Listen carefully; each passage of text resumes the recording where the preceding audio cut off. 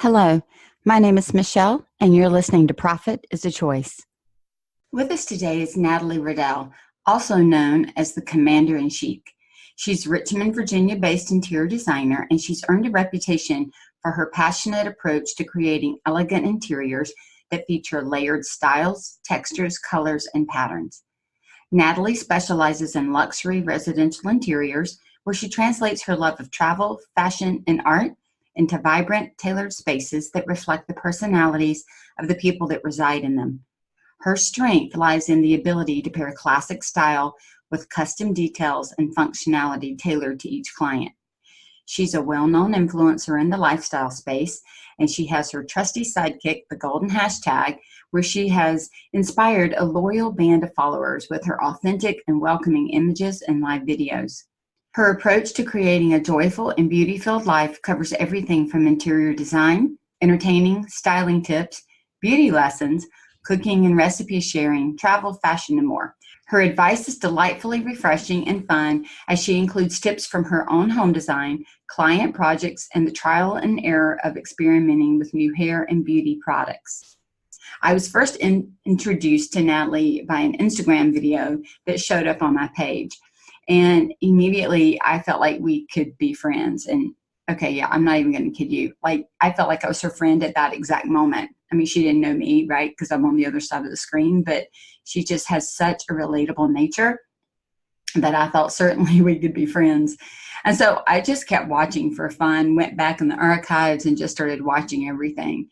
And if I'm really being honest with you, I've even purchased some of the beauty products that she has tried so hilariously and then recommended, and I've had good results with it. My husband even told me my hair looked good the other day and asked me what I did, and I'd used one of the products that Natalie recommended. Anyway, a month or so ago, she also mentioned on her Instagram Live that her 11-year sobriety was approaching, and I had heard her use the phrase on multiple occasions, sober is the new black. And then she also mentioned that her story, for anybody that was interested, was out on YouTube. And so I was curious. I had a few extra minutes and I wanted to know more. There's also addiction in my family, as is there probably is in most, right? And so my heart just went out to her, and I went out and started watching the video. And after I watched it and listened and cried, I then felt hope at her story. And to know that she had 11 years sober was such a huge accomplishment. And I knew I also wanted to share it with my listeners. You know, we've all talked about multiple times in so many forums how being in business is difficult, even on really great days. And the anxiety and the stress that comes with it can be overwhelming, just that is created within business ownership, managing that and a family and all the other demands that we have in our lives. And we already have talked about being so isolated and that feeling of alone, or I'm the only one. And, you know, when you compound all of that with feelings of general anxiety and depression and negative thoughts, it's just a recipe for addiction if we don't deal with it. Addiction to something, right? Your addiction doesn't have to be the same as somebody else's to still be addicted. Natalie was so very gracious when I reached out to her to share. And so this is a story of overcoming and of hope and of perseverance, because as she tells us, she still works for her sobriety every day and does not see that changing. My biggest hope for you, my listeners, is that you or someone you know that might be struggling, that you would ask for help or help them get help. We not only want to have profitable businesses, but profitable lives. And that starts by taking good care of ourselves in whatever form that might need or might take. So listen in. I just ask that you pour grace on yourself and on her and on those around us that might be struggling.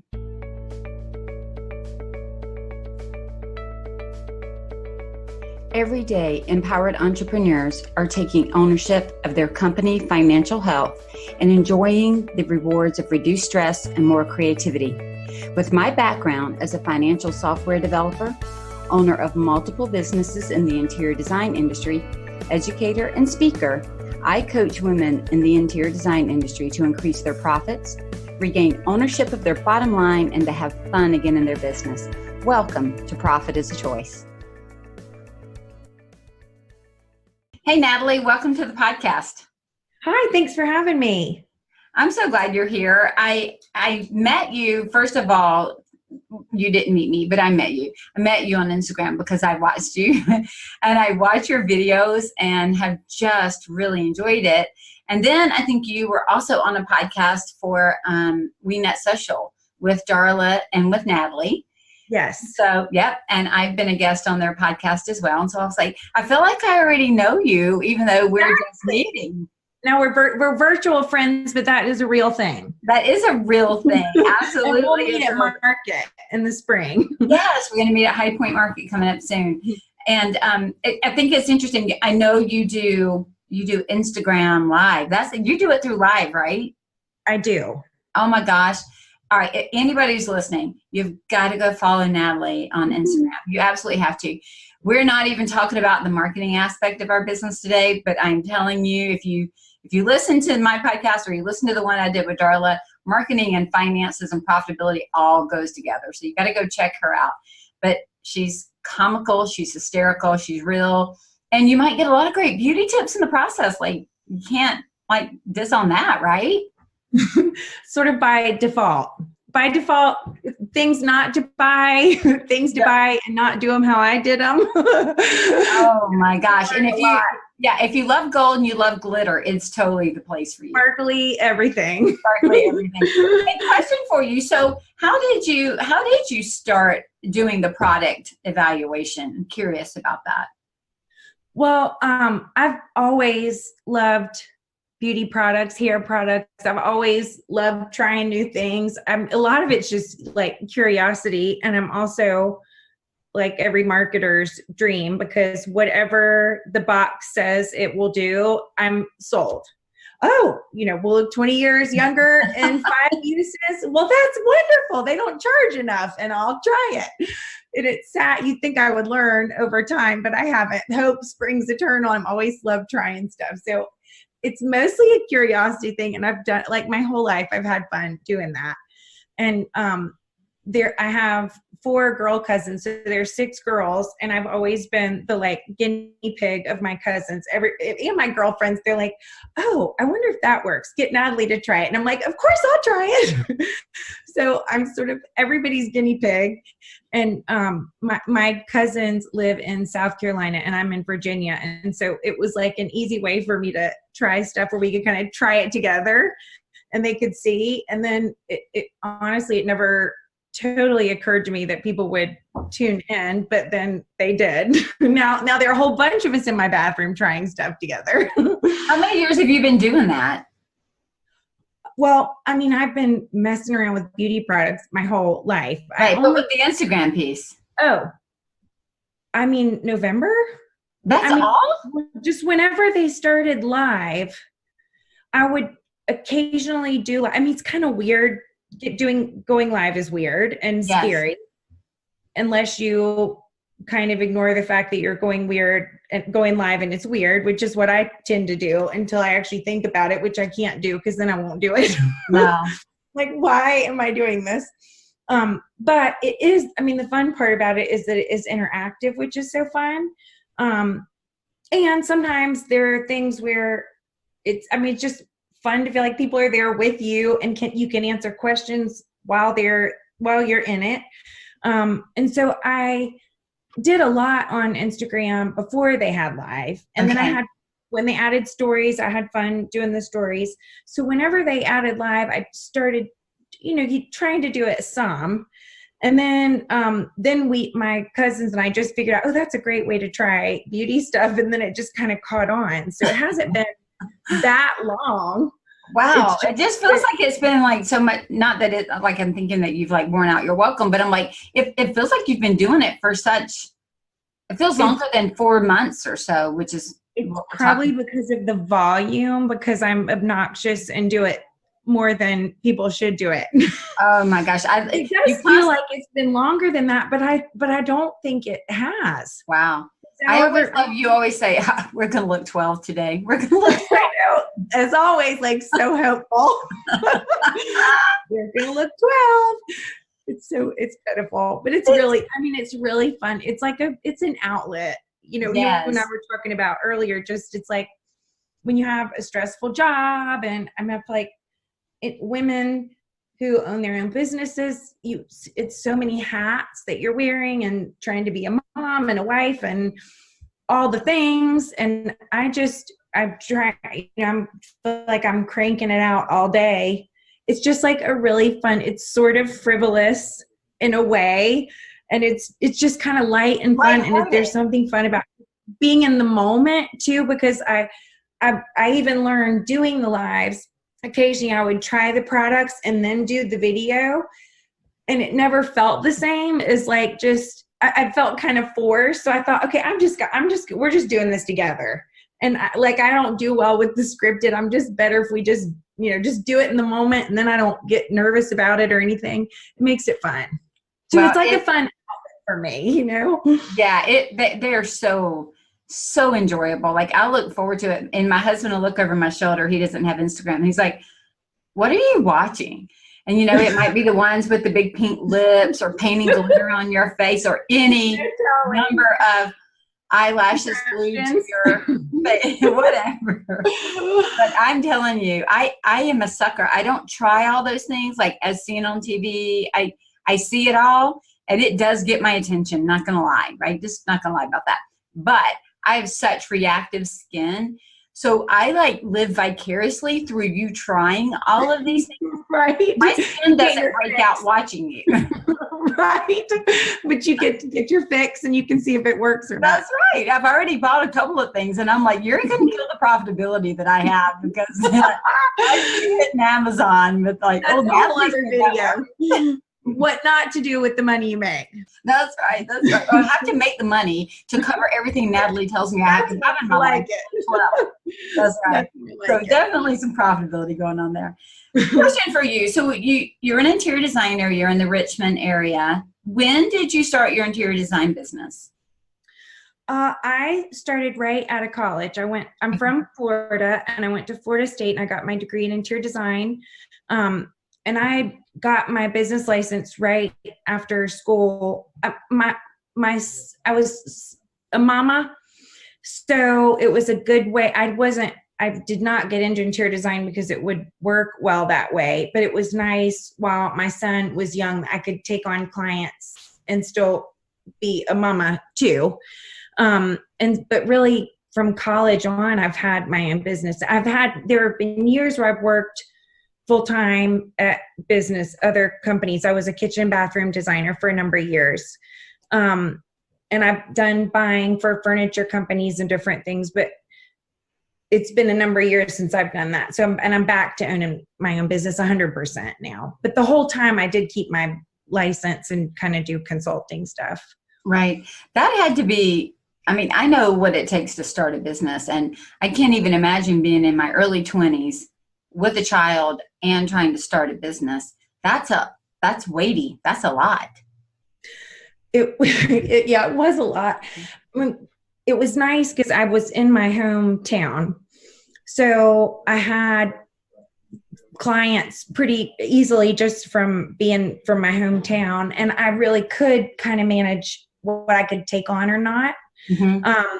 And so that was good. But owning your own business, it sounds negative to say a double-edged sword, but it's like there's that side of really amazing benefits, but then there is that weight of, wouldn't it be nice if you could actually just lock up the office and go home? Yeah. Can you imagine? So but at the same time, especially like just having the flexibility is so nice.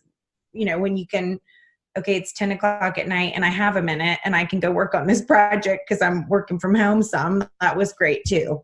Yeah, I do think it's a double-edged sword, but I got to tell you, I worked corporate for 10 years and then I've worked for myself for 20. I think I make a terrible employee. I really don't think I'd hire me. I'm great at what I do, but I don't really like you say, I don't want anybody to be the boss of me. I kind of like being my own boss. I've gotten into that rhythm.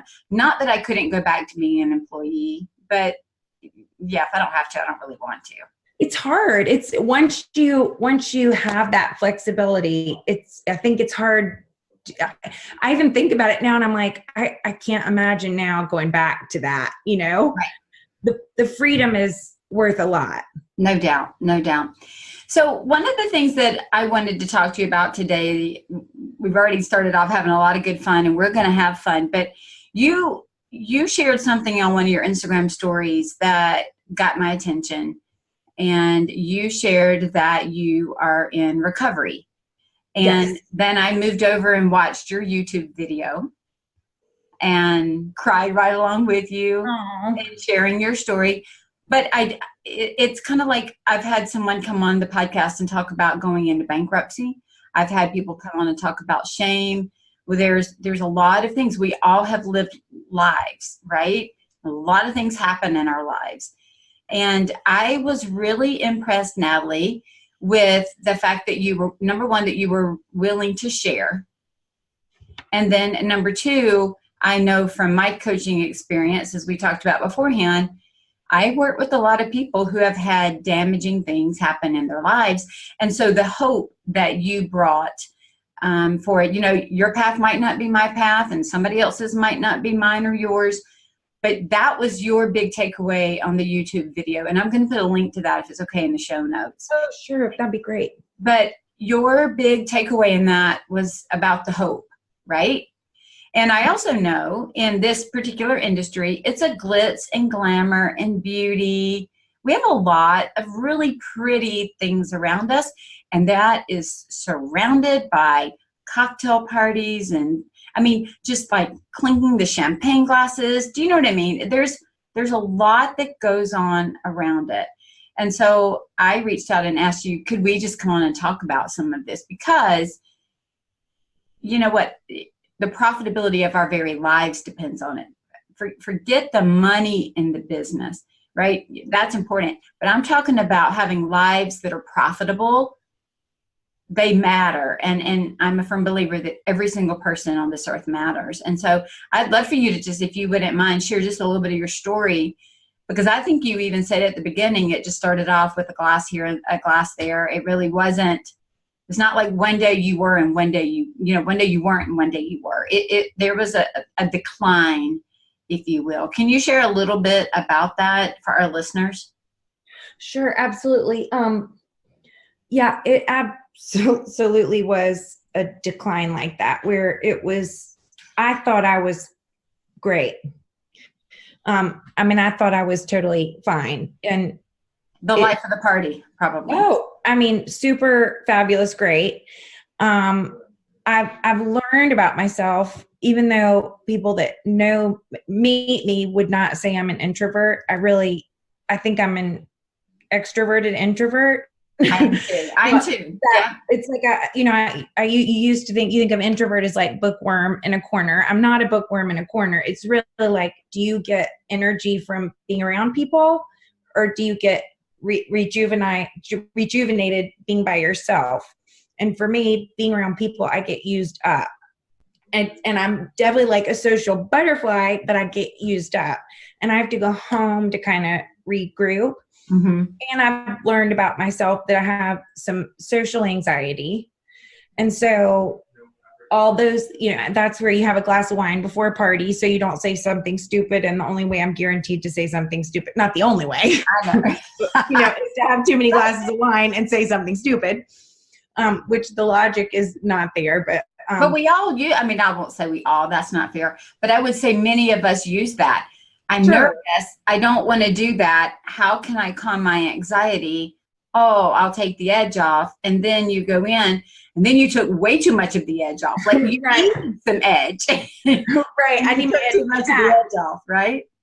And so I my whole life, I've never had like a healthy relationship with alcohol, but I was a single mom for a number of years. My son's a sophomore in college now, Skylar, but from the time before he was 2, I was a single mom till he was 8 when I was remarried to my husband now. For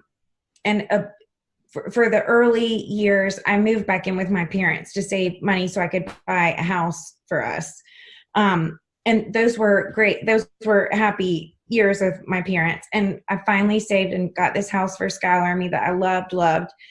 But once we got in that house, I was so overwhelmed. I was lonely.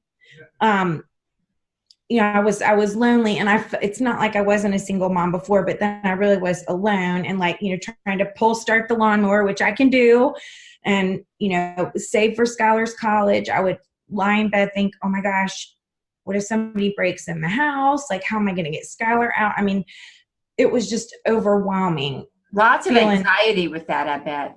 Yeah, I think, and just then there was like, the house payments and all that. It just felt more overwhelming.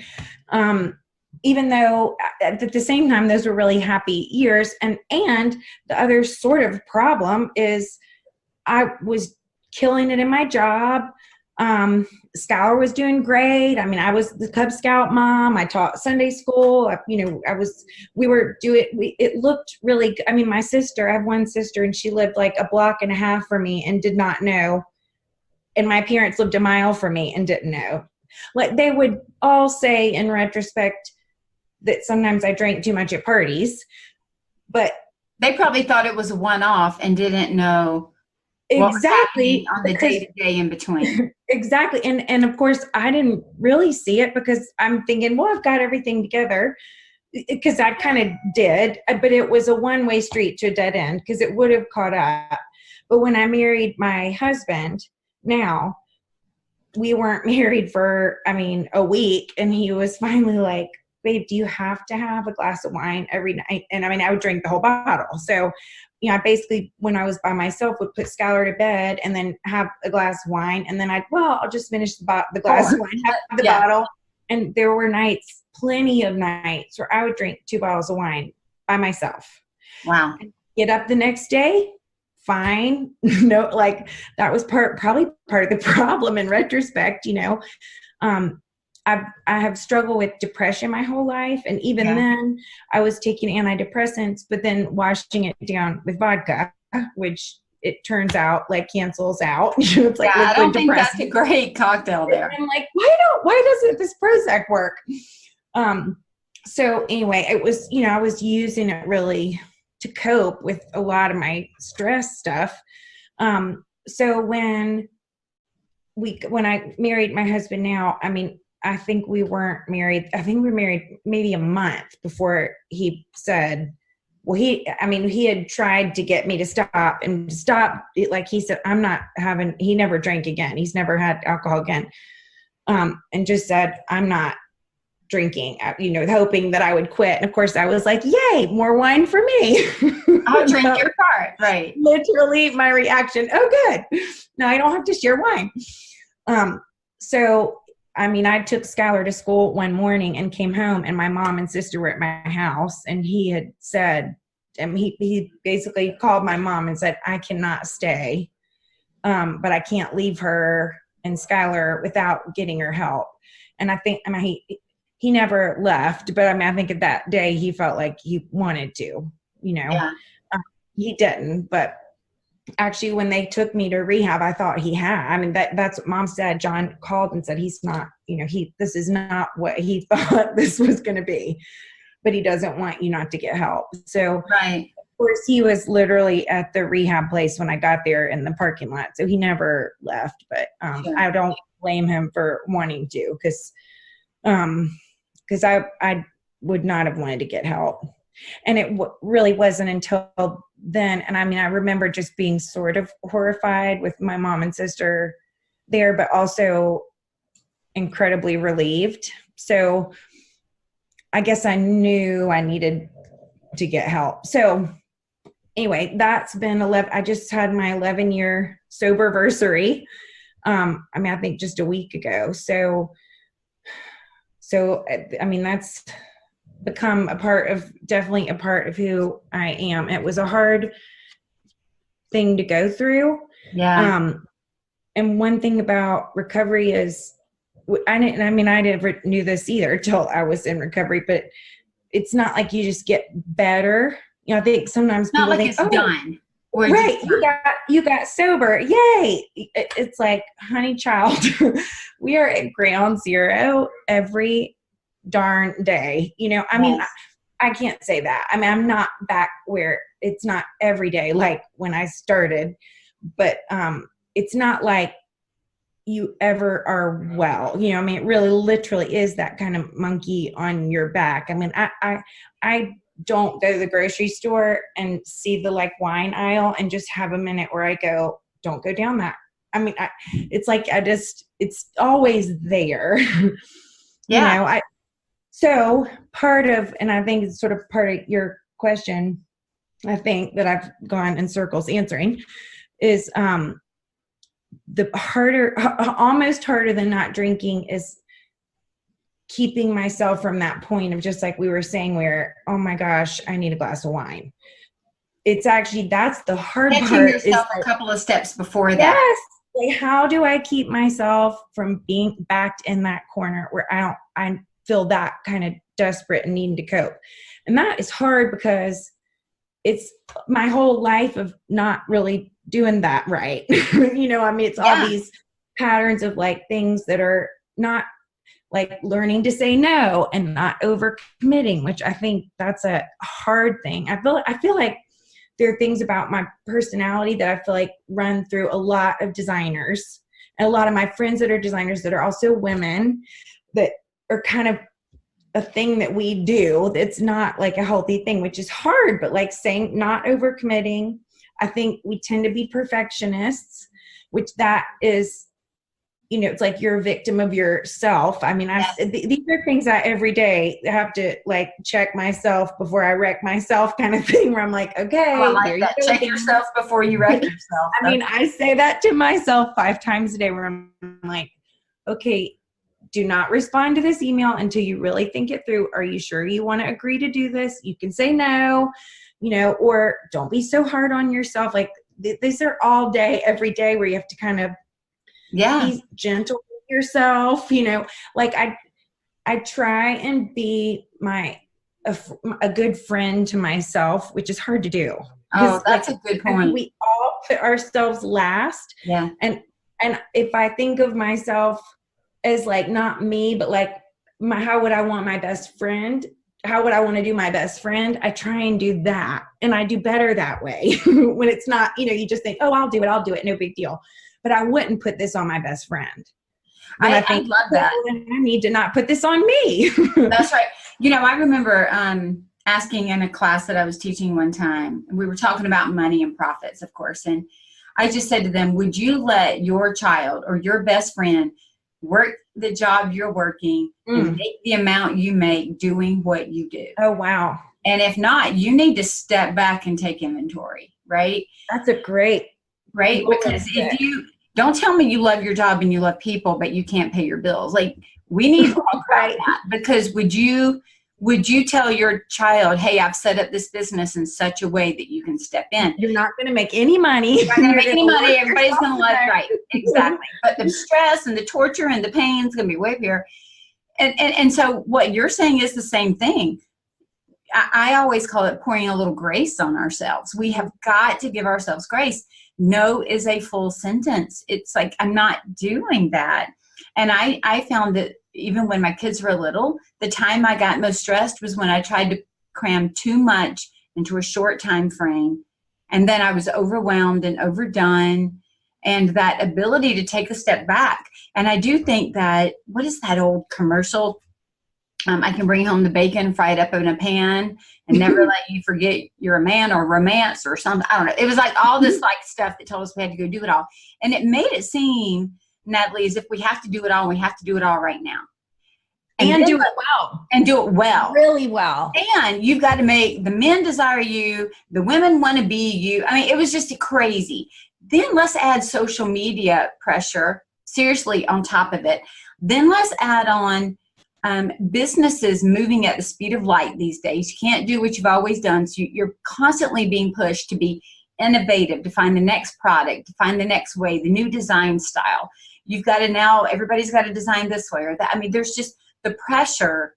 We also, you know, years ago, even 30 years ago, we were more families with one income primarily, which, you know, there were definitely the good and bad of that, but it definitely evened out certain things within the home that now there's a lot more two-income families. So there's a lot more juggling and back and forth.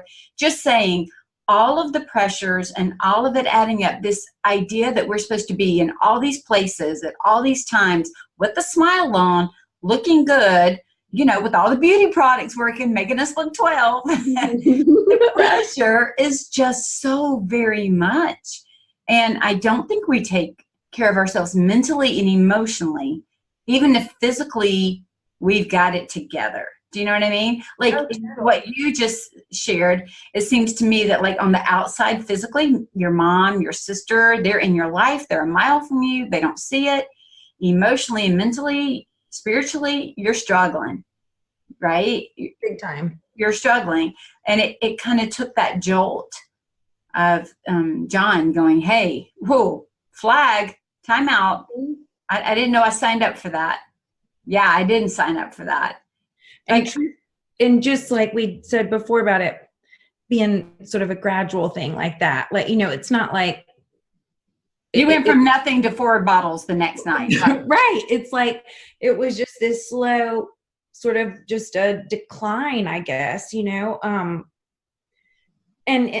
the thing is, it's sort of like you have arrested development, because in those years of that, instead of learning things like to say no, or learning like, okay, what are some ways we can cope with this stress? Like, I've learned about myself that exercise is something, like I have to have a couple things that, like, there are a lot of things you can do every day over the long haul that are great for your quality of life.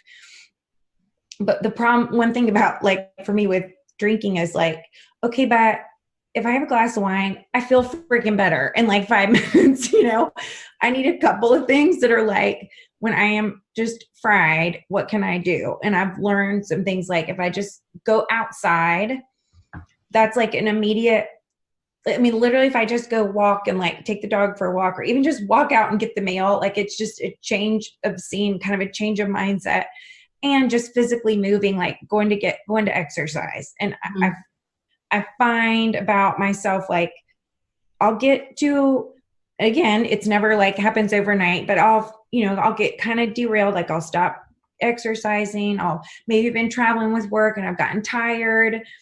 I'm not eating, I'm eating not fast food in the airport or whatever. And I've missed church, like those things. All of a sudden I'll find, it's almost like you could bet $1 million on it and win every time I go, wait, I'm not in a good place. And then I look back and I'm like, okay, you haven't been to church in a month. You have not exercised in 2 weeks. You've been eating McDonald's drive-through. Like, what do you expect? And I almost always find those things. And the good thing is the good thing about it is when I recognize it, that I can, the minute I'll kind of reconnect in the faith department for me, or, get back to exercise, get a good night's sleep. Like those are all things that I can quickly gets me out of that kind of, if I start getting to that dark kind of fried, spent thing, I can usually correct it with some things like that. So, but it took me time and recovery to learn that stuff. Yeah. There were a lot of years where a glass of wine is what I used to fix everything. Well, and I know what you mean. Yeah. But I think it has become, I guess when I was growing up, there was a lot of, you would see like the wife would meet like on TV, the wife would meet the husband at the door with a cocktail. Hi, honey, welcome home. But you didn't see as much of the women having a drink. They were too busy in their pearls in the kitchen making dinner. Right. You didn't really see that. You didn't see what was happening behind closed doors with the wives and with the women and all of that. And I do think I think what's so interesting is I hear what you're saying with regard to good sleep, good eating habits, exercise, faith practice. I'm the same kind of way. And I can even tell, even though I have never struggled with alcoholism, I still know when I feel off and when my mindset goes dark and when it's almost like the music in my head and the conversation in my head, it flips to the negative. Mm-hmm. And I can sit back and go, wait a minute. There is something here that I've We're all- not been taken care of. Right. Mhm. Like, I believe that we're made mind, body, spirit, and we've got to take care of all of it. And it's like with anything, I think about it almost like going to the chiropractor. It's like if I adjusted the left side of my body and not my right, I still walk around weird, jacked up on one side, crooked. I've got to make sure that it's not just about watching all the areas, it's also keeping them in balance. How long did it take you? How long were you in recovery, Natalie? Let me ask that.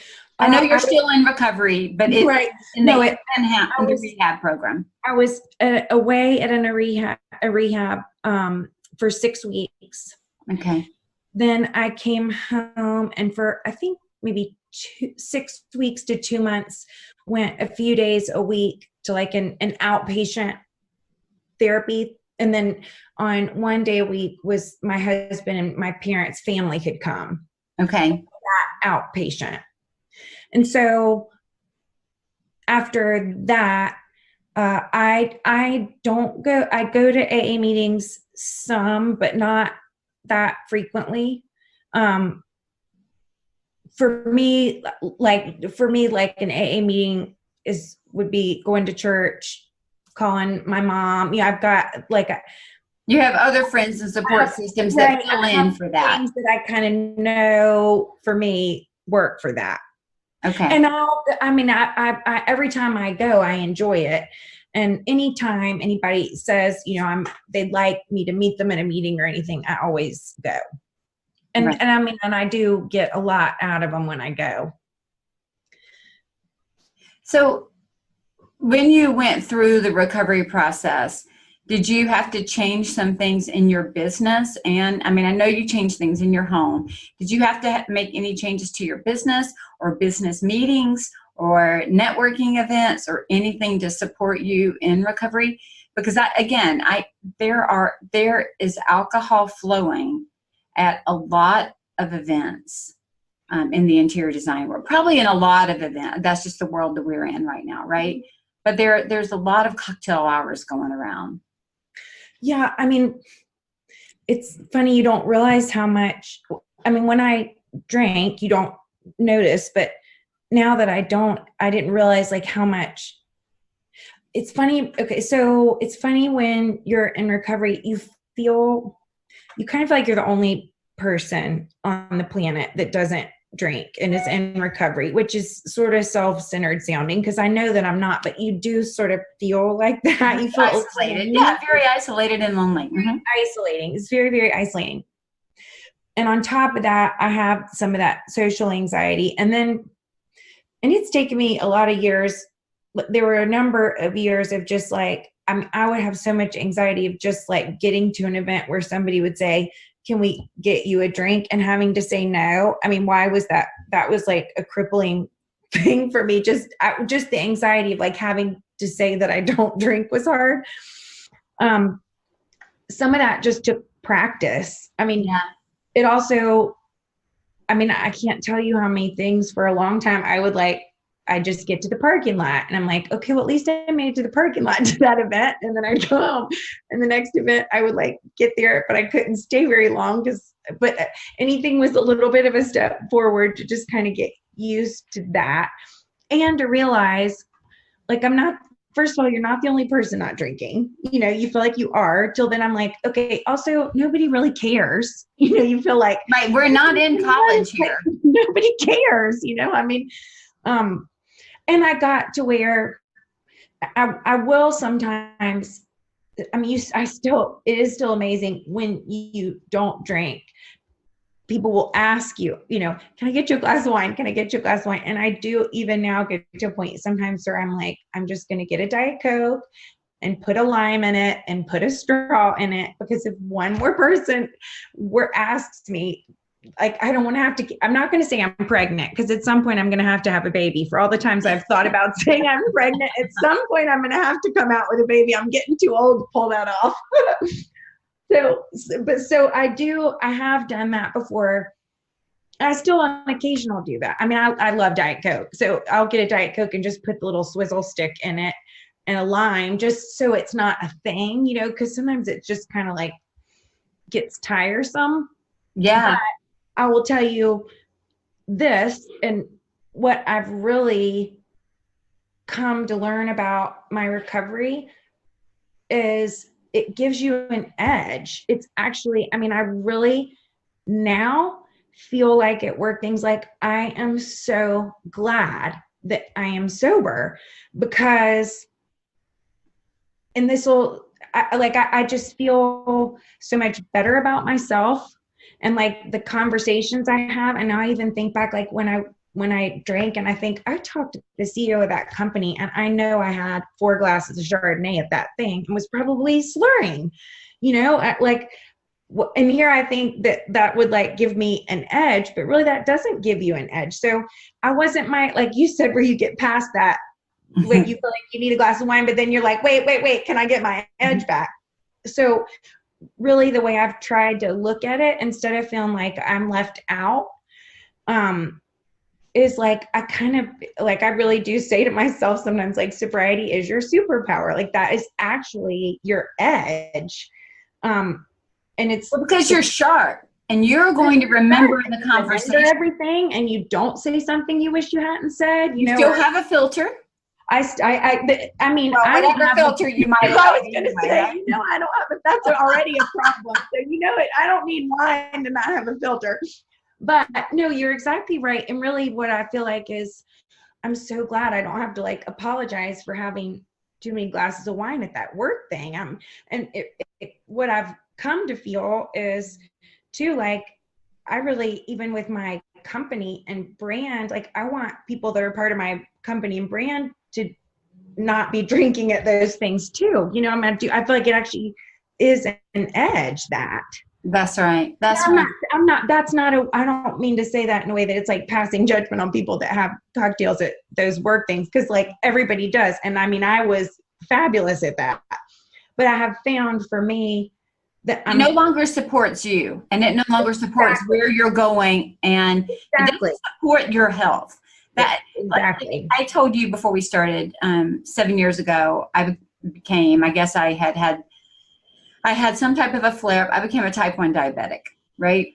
And I went through my own set of issues with that, kind of accepting it. What does my new life look like? How is this going to play out for me? And for example, I use, the analogy is not quite the same. I'm going to give you that. But it was very hard for me at the beginning to go somewhere where people were eating cupcakes and pizza and Coke. I couldn't have those things without being seriously ill, or having to give copious amounts of insulin, and then having the rise and fall almost like you're drunk on the other side of it. I couldn't think. I was slurring, and mine was from my blood sugar being too high. I just wanted to go to sleep. You're drowsy. The feelings are very similar to being kind of not in control.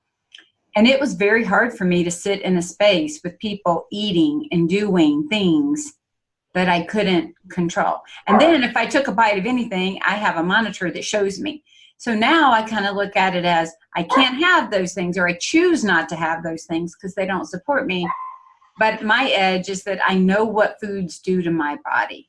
And, I've learned over time how to not let those triggers make me feel less than or sad. There are plenty of events that I choose not to go to because I cannot, they're so centered around food. Like, I know that you mentioned about not even realizing how many things were centered around alcohol. Until I could not just go eat an appetizer, like I don't do sugar, starch, gluten. I don't do fruit. I do nothing, none of that. Right. Well, that's every hors d'oeuvre known to man on the planet. Everything on the planet. I'm like, have bacon. Just give me bacon. Like bacon is my meat candy, right? I'm a bacon person. But everything else, grains, I can't, all of those things cause me personal issues with my blood sugar.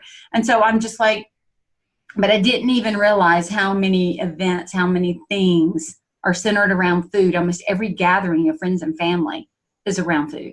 True. So really having to figure out, how do I manage that? How do I deal with that? Can I bring my own? I'm going to a women's retreat this weekend with 50-something women. I'm a speaker, and I'm taking my own dessert because I can't eat the dessert that everybody else has. It's like you with the Diet Coke. It's the same thing.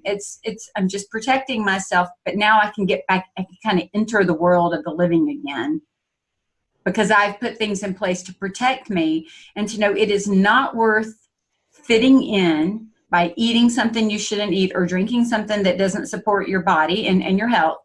It's not worth that fitting in to then have to take the repercussions on the other side. Exactly right. And I think, like you said too, just being proactive. Some of it's like life hacks, just It's like same thing if I'm going somewhere, and I don't so much now, but when I would get invited like to a girls' night, I mean, a long time I just didn't go. Then I got to where I would just like take a Diet Coke. So at least I know I've got Diet Coke there. I know it sounds crazy. I'm like, I'm literally taking 2 ice cold Diet Cokes in my purse. I don't even feel bad. Just because, I mean, I also sort of got to where I just would say to myself, like, you know what, if that makes you feel better, then that's what we're doing, and kind of giving myself permission to. And I even now, I'll sometimes think, oh my gosh, I think there's going to be a lot of drinking at that. But then I'll just remind myself, I don't have to stay. I can leave. Right. When the direction changes, I can get up and go. I'm a big girl. I can drive myself home or whatever it is. Like, I'll just go home. I can remove myself from whatever it is that's uncomfortable, And I think that's part of the hope that I wanted to be able to share on the podcast today, Natalie, was, let's say that we've dealt with something like you have with alcoholism and recovery and all of that. You're putting yourself back out there. It doesn't mean that you are captive to those things. You can take care of yourself in advance. You can remove yourself from a situation. We don't have to feel stuck. We may have to make changes on what we go to or what we don't, or take a buddy with you who's not going to drink. And then both of you are sober. You know what I mean? Sometimes that's huge. My husband is so sweet. He loves cake and stuff, but there are quite a few times we can go out somewhere together and he says, I'm not having that because you can't have that, or I'm not going to eat that in front of you. I'm not going to do it. Of course, to the point that my son was hiding Krispy Kreme donuts in his bedroom so mom could smell them. Dad doesn't have to, but I'm eating donuts in my room. I know. I go up to the room and all the sugar is hidden in the room. I'm like, guys, you can put it around. I'm okay now. I can see it and not have a problem, or just, go through a sad state or whatever. And now I'm much better with that. But and they're not the same, but we all have these tendencies towards something that doesn't support necessarily the lifestyle, even if it's just a thought process that puts us into that negative spin. So you've also chosen to share this story. I know a lot of people, when they're struggling, they hold back and they don't share it. Share with us why you felt like you wanted to share this. I mean, I'm so glad you did. But what was it that pushed you to that? Well, one part of it, we moved. We were living in Florida when I went into recovery, and we were living in my hometown, and I was open about it in my hometown. Well, partly because everybody knew anyway, because but I was okay. I was okay with that. But when we moved to Virginia, my son was in 6th grade. And I never said it out loud, but I really, in my heart of hearts, thought, okay, this is kind of awesome because Skylar won't have an alcoholic mom. Nobody needs to know. And it wasn't like I felt ashamed about it. I'm actually really friggin' proud of myself because I know how hard it is. So yes. It's not like I felt ashamed about it. I just thought, for his sake, how nice not to have the alcoholic mom. So we moved, and I really didn't tell anybody. And we weren't here long, and I was coming downstairs, and Skylar had made some friends, and they were all over having pizza or whatever in the kitchen.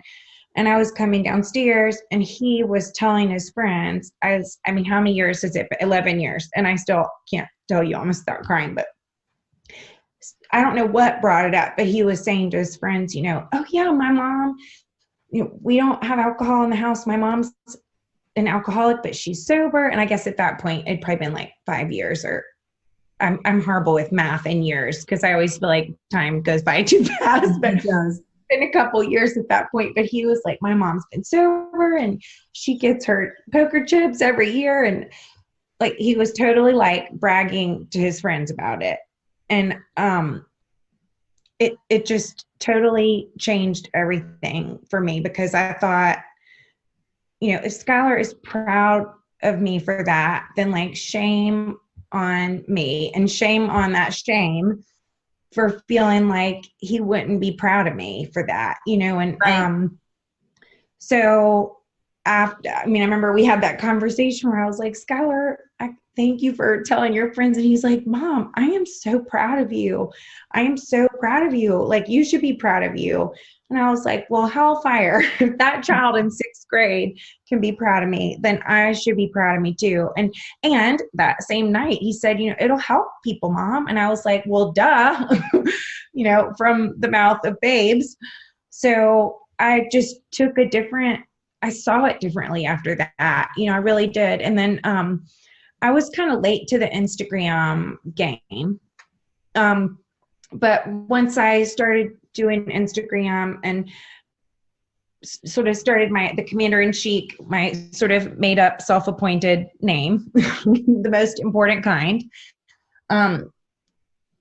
He said, Mom, you should share your recovery on that too. And I'm like, I know, I probably really should. And I wrote a blog post called Sober is the New Black, and kind of was honest about it, and then shared it through my Instagram, and then just decided, I'll just keep living it out loud, in case it does help somebody, because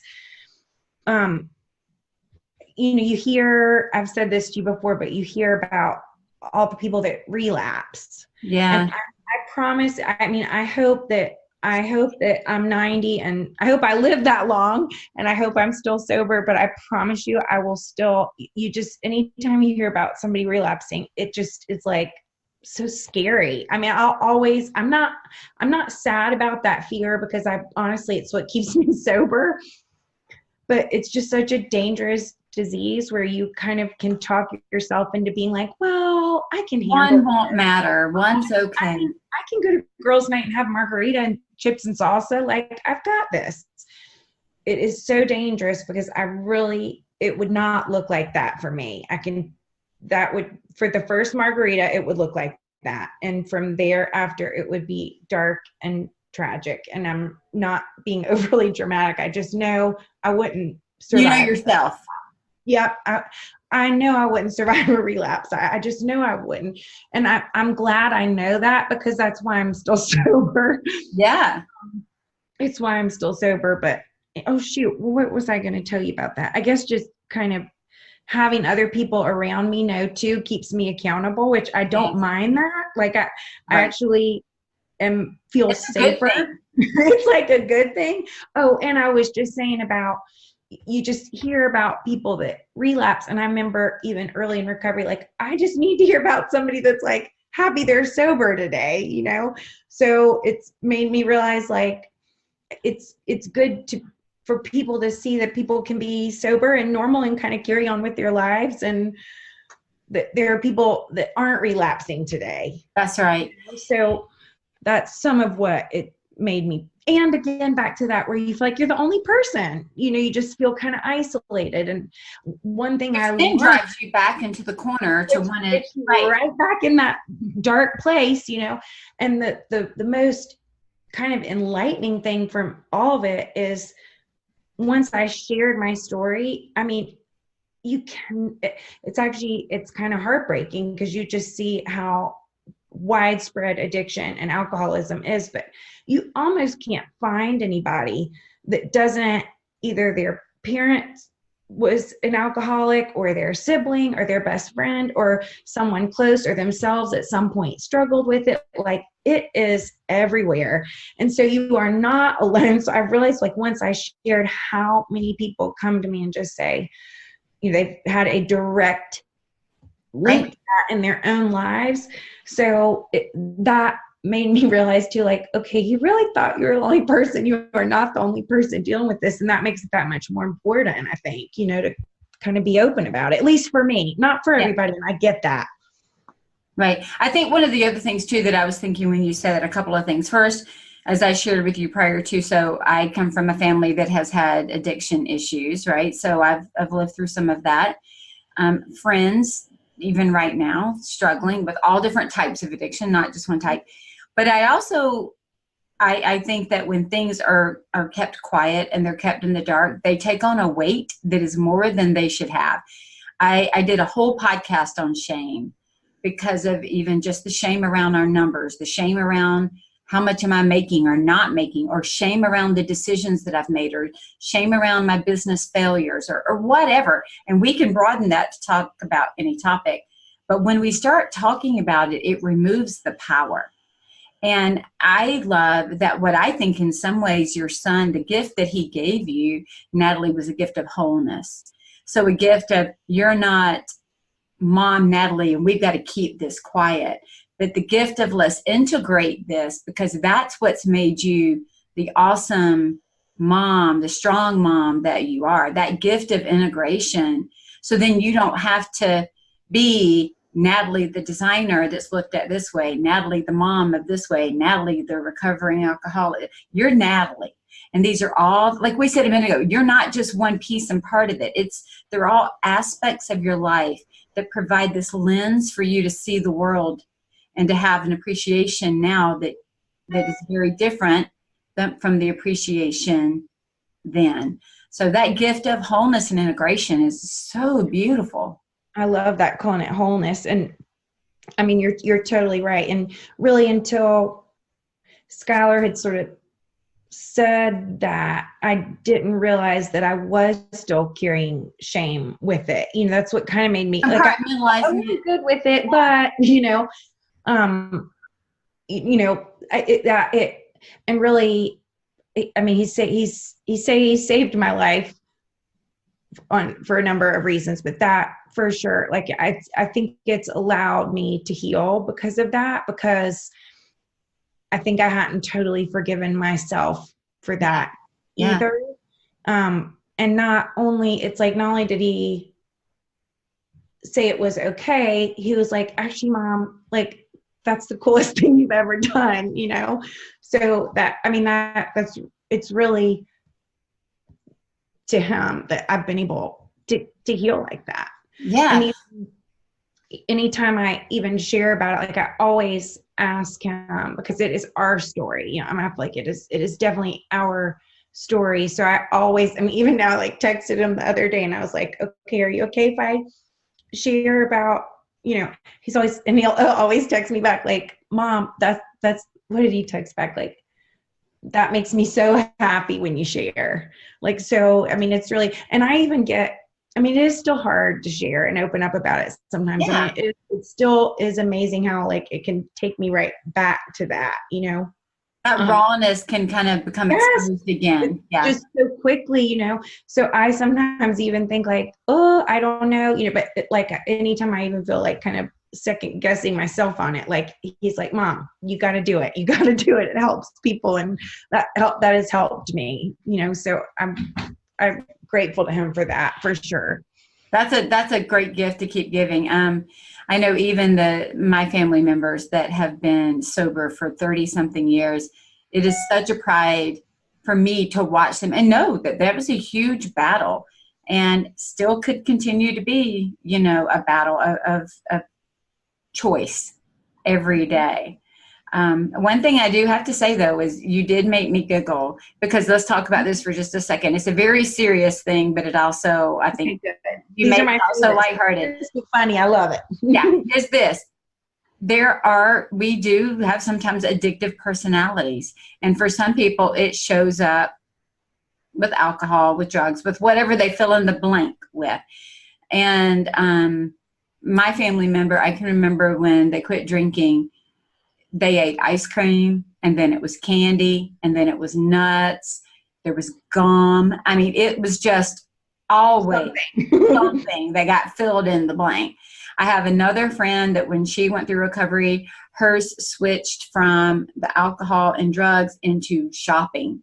and they just were filling in the blank with everything. And you recently on Instagram said that you might need recovery for Botox. And I just want you to know, that cracked me up. I knew you weren't serious, like serious, but not serious. a little bit serious. A little bit serious. Here we go. Falling down the slippery So slope. your new addiction now is facial cleansers and masks and lip plumpers and I need beauty product rehab. beauty product rehab, right? So, but and I say that in a little bit of a lighthearted manner, but again, we do have to be careful when we have these types of personalities or struggles, because we can substitute one thing with another thing with another thing, and they're not always healthy. Sometimes we can find healthy, substitutes: exercise, faith, friendships, good things that we can substitute in.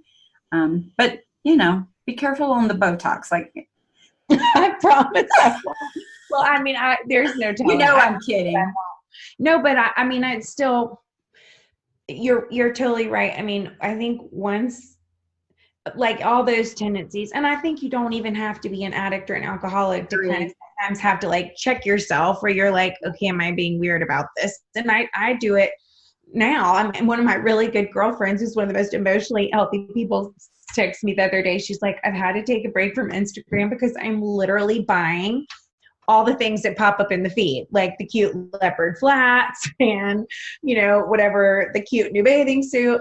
And it just made me think like, she's kind of having to check herself like we all do. And that's not even been her normal struggle. And that's not even a struggle, So I think we all, part of it is just recognizing and then kind of like, okay, let me kind of correct myself. And I mean, I'm really, when I was telling you earlier that like I check like that, check yourself before you wreck yourself. That is a daily thing on one way or another. Like for me, where I'm thinking, okay, you're saying yes to too many things, or like you were even saying about the negative talking. I mean, it is a constant thing where, or okay, did you need to drink a Mountain Dew and not a water? Like all the things, it's just a constant. At 6 p.m. at night.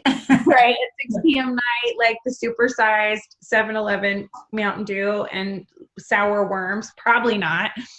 So, I mean, I'm not going to tell you that I've got it all figured out. I don't, but I have gotten better, at least at like recognizing it a little bit and kind of before we're in rehab for Botox.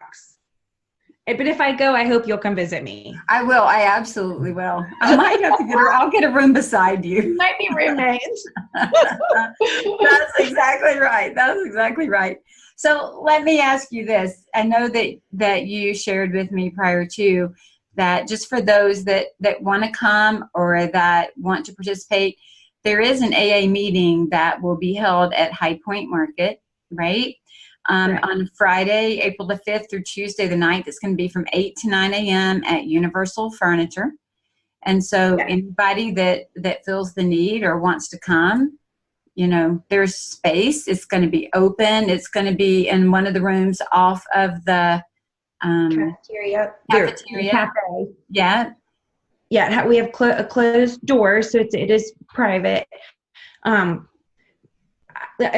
was saying earlier, I'm not a regular meeting attender, but because I've been open about my recovery, people have asked before market, do you go to AA meetings? And even though I don't, I wanted to look into it and couldn't find any. And you don't have to go to market for long to see. I mean, it's a lot of alcohol. In fact, it took me a while in recovery to get the nerve up to go, because I really seriously thought you cannot buy a sofa without a shot of tequila. From what, it is champagne and chandeliers, at 10 o'clock in the morning till Prosecco and, who knows what all the way through. And so I really had some anxiety about that. And I thought, oh my gosh, I don't even know if I want to put myself in that situation. So I'm well aware of that sort of being a thing, just feeling like again, am I the only person at this whole darn market who's not having a cocktail, And let's be honest, market's not just you walk into one. This isn't like a 1 or 2 hour networking event. This is all day, every day, for hours, 45 days. And it's just this, my mom always says about market, it's like drinking water out of a water hose. I mean, I'm like, Mom, that is the most perfect description on the planet. And it's like that from the minute you get there till the minute you come home. So it is intense, and you get tired and your nerves are kind of shot. Like, you can set yourself up. You're hyped. I mean, there's a hype and an excitement and a fun and you're around party on every corner. Yes. So there is a lot of that. So again, some of it is just, I mean, I have felt a lot of times, like, if you go, every cruise ship has an AA meeting every day. Like, it'll say, like, friend of Bill, like, you cannot go on a cruise ship. It's the reason I know is because I didn't go on cruises for a really long time till one of my best friends got married. And we found out that they had that every day. And I never went to a meeting, but knowing that on that ship, there was a meeting was like the difference between me going and not. And so I kind of felt like at market, like, I'll just have the meeting, because even if people don't come to the meeting, if they know the meeting is here, they will feel like that might be the support they need. That might just be, if that could just be the thing. Even if they can't get to the meeting, at least they know it's here. And so Universal Furniture, I love them, and they're good friends of mine. You've done some things there before, like I'm doing a panel this coming market, and I think, are you doing one this market there? I'm not doing one at Universal this time. I'm going to be at Cravat, but I know. Okay. But yours is at Universal, and we'll have that information in the show notes for anybody that wants to come. But they just are they're just a lot of great people there, and they really try and be a hub at market, and provide cool talks, and like, they've always got the great food, and speaking of beauty, this market, they're having like beauty blowouts. You can schedule a blowout or makeup, and I'm not making this up. Oh my gosh, my dreams have come true. That seems like an IG life. Isn't that cute? I mean, actually, they did email me and say, what do you think about this? And I was like, please send me the sign up before you send anybody else the sign up, because I'm okay. You can't sign up every day for every slot. You have to go out. Like, weird if I go twice in one day to get my hair done. No, but they're just cute and fun. Like, they always try and kind of be relevant and do stuff to keep the designers engaged. But so they were willing to host this, provide a spot, which is amazing. And they kind of basically said, as long as you want to have it from 8 to 9 at market, then we'll have it. So I will be there every morning, Friday through Tuesday from 8 to 9, and I'll get donuts, and they are sweet enough. They have coffee and water there, and it's really laid back, but you'd be surprised how many people come. And I do get a ton of messages from people who say, we didn't make the meeting, but we're so glad you're there. So it's open to anybody. I love that. That is just, go ahead. I was just going to say, if anybody has any questions or concerns about it, probably the best way to get me is through my Instagram. Just Instagram message me, and even at market, like, if you can't find it or anything like that. Okay. When you walk into Universal, they have that reception desk, so they know about the meeting, so they can direct people easily, but you just walk straight into the cafe, into that room. So, Natalie, what would you say, because let's be honest, if we're struggling with an addiction of some type, right, whether it's alcoholism or whatever the addiction is, and it is literally an addiction, not just something that we do, but it is taking up more space in our life in a way that is detrimental to our life and our decisions and moving forward. From your experience, what would you say to people is, like, what do they do? Because we know we want to keep those things hidden and covered, and that's not going to ultimately, not saying we got to go get on Instagram and go and announce it tomorrow. Right. But what could they do? What is the first step to just go, yeah, enough? Well, I mean, it sounds cliche, but it's really telling somebody. It's just asking for help. And I've had, a fair amount of people over the years will say, how do I know if I have a problem? And that's a hard thing to answer, but what I've kind of come to conclusion is, if somebody's asking me that, there's a reason they're asking me that. The thing about it is, I don't think you don't have, like they say, you have a bottom.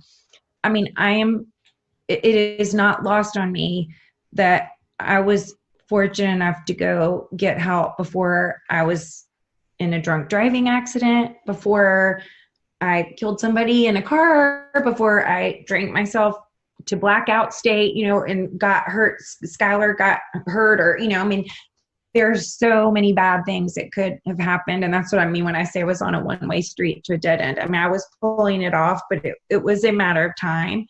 Right. So and when I went to rehab, there were a number of people there that were there because they had gone to jail for a DUI and, or drove with their kids in the car with, blacked out with vodka and hit somebody. That was as common as not. Yes. So my main point on that is, you don't have to get to that point, and I feel fortunate I didn't get to that point, and I was not at a good place, but it'd be great. I wish I had gotten help sooner. Everything happened the way it did because it had to happen that way. But I'd say if you feel like it might be a problem, then it's worth it to get help. Yeah, it's worth investigating. That is the check. If you feel the need to self-check, then we need to self-check. Right. That's kind of what that would be. That's the way I finally figured out how to sort of answer that question is, if you're asking, if you're not sure, there's a reason you're asking. And I would say, when you start feeling like it's affecting your marriage or affecting your job, affecting your parenting and any of your relationships, that would be a way to check yourself, because for me it was. Right. It was. Right. I really just appreciate this conversation so much, because I think sometimes we have an idea of what addiction looks like, and it's not always what it looks like. Right?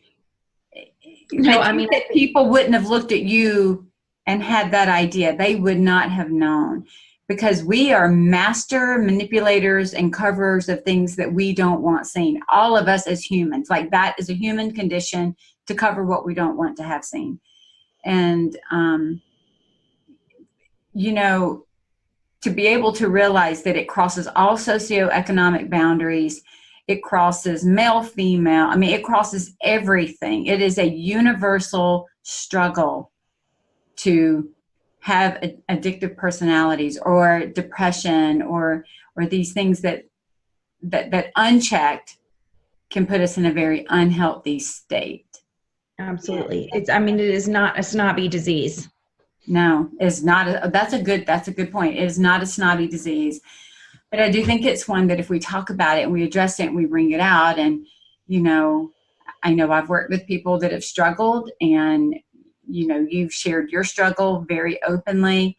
And I love your hashtag, sober is the new black. I think that is fantastic. And I think there's such hope. And I think that is what I really want to shine the light on today, is if we have something that we're struggling with, we don't have to stay stuck there. There's support, there's hope, there's help.